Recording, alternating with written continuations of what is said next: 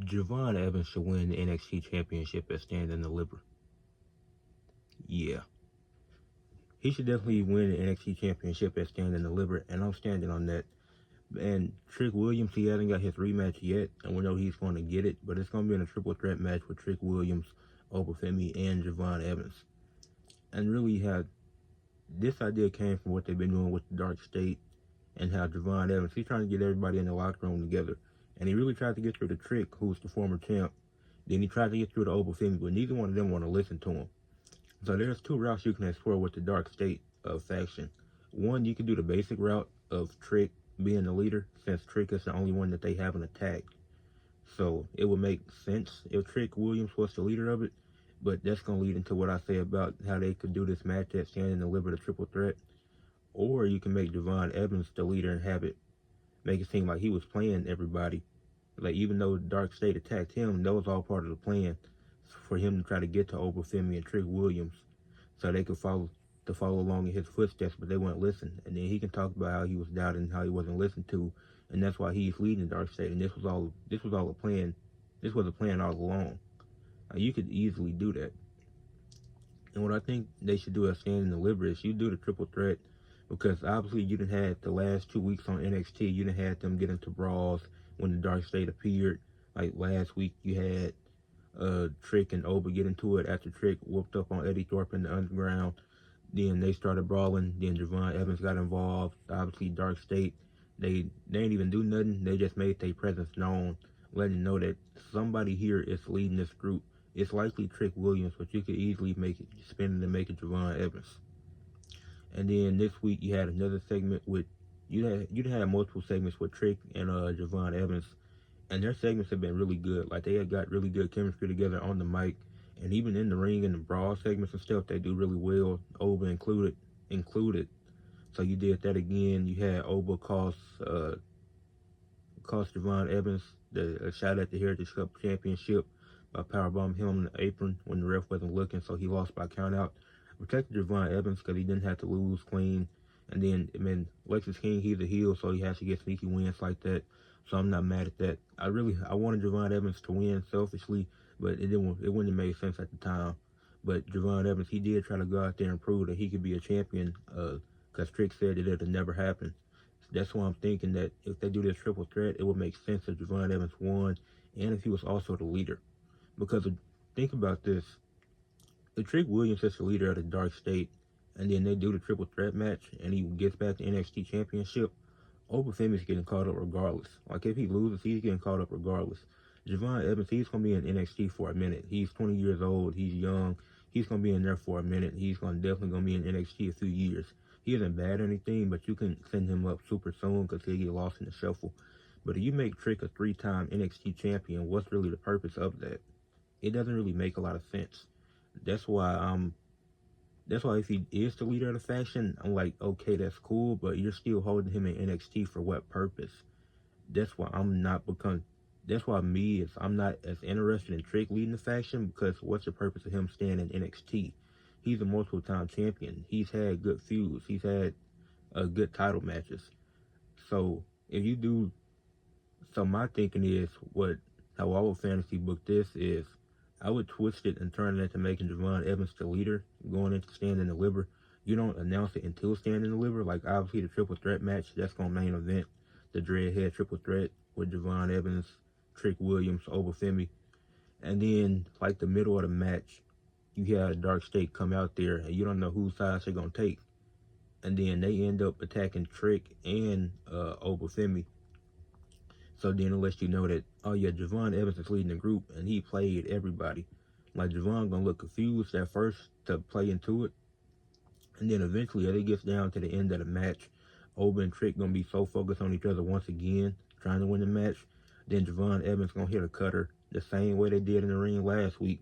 Then Trick Williams, he's not gonna hesitate this time, but Javon Evans gonna be prepared for it, and Javon Evans gonna hit a cutter on Trick Williams as well, and he gonna pin Trick to get the win. And then he gonna stand tall with the title. You have him cut a promo and talk about how he played the fans all along and how he's the leader of the Dark State, and they're standing behind him. Because Obafemi isn't retaining that title, and whoever wins is the leader of the Dark State, and they're gonna be controlling the they're gonna be controlling the dark state because they're gonna be the leader. Got to have a champion. I mean, the group got to have the leader has to be a champion. So their leader is going, and like those guys in the dark state, they actually cut pretty solid promos.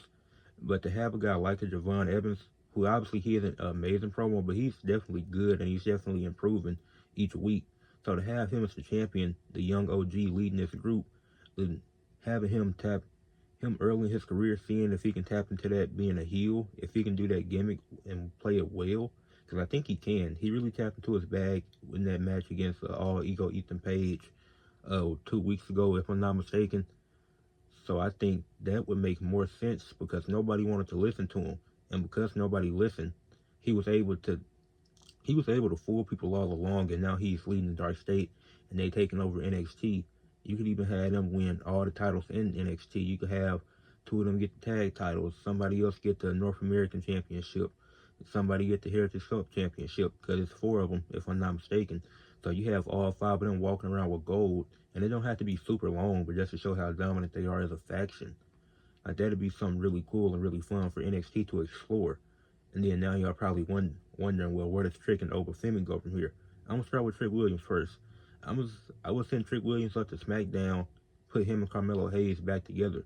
Like Carmelo, like you have a backstage segment with Trick talking to Carmelo, like, understand why you did what you did and what you went through being the champ.